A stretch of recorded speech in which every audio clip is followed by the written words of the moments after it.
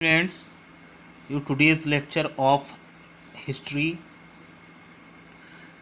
Students, permanent settle में कुछ ये जो समस्याएं बताई गई हैं, इनके बाद क्या हुआ।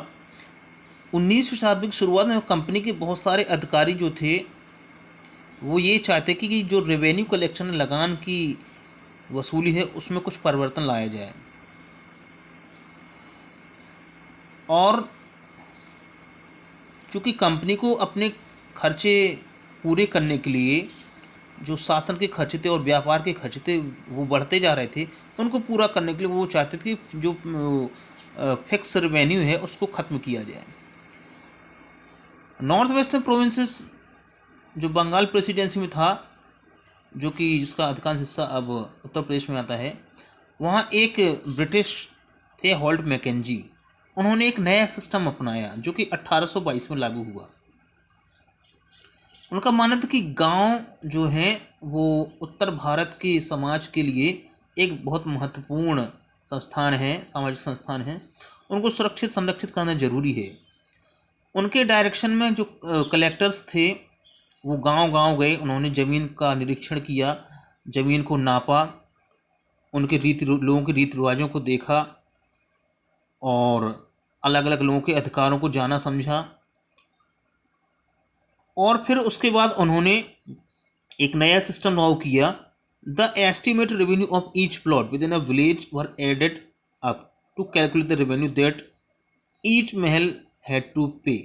उन्होंने कहा जब इन प्लॉट्स को नाप करके और कैलकुलेशन करने के बाद हर प्लॉट का, जिसे कि महल बोलते थे, उसका रेवेन्यू फिक्स किया गया।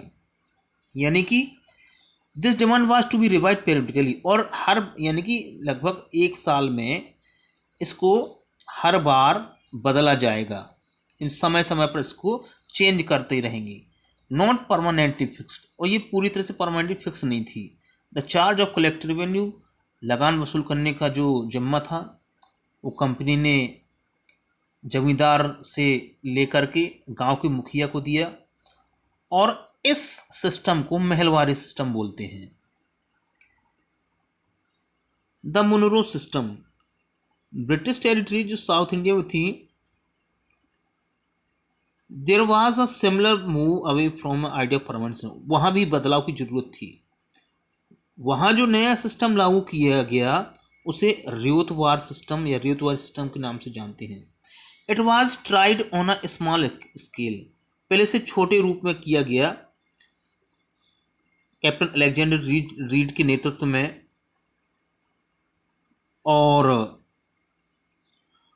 उन क्षेत्रों में लगाया गया जो कि टीपू सुल्तान के हार के बाद कंपनी ने अपने हाथों में लिए थे। Subsequently developed by Thomas Munro, बाद में उनको थॉमस मुनरो के द्वारा उनको और डेवलप किया गया, और धीरे धीरे करके इस मुनरो सिस्टम को पूरे दक्षिण भारत में अप्लाई किया गया। Read and Munro felt, Read, captain Read और मुनरो को लगता था कि साउथ इंडिया जो है वहाँ कोई भी परंपरागत जमींदार नहीं होता है, इसलिए द सेटलमेंट, इस सेटलमेंट के लिए वो उनमें बहस हुई कि अपने तर्क दिए। उनका सीधा सीधा ये कल्टीवेटर्स को, जो ज़मीन पर अब कई जनरेशन से, 100 सालों से खेती कर रहे हैं, उनसे ही लिया जाए। The fields had to be carefully and separate surveyed before the revenue assessment was made. लगान की मांग से पहले उनकी ज़मीन का पहले पूरी तरह से आकलन किया जाए।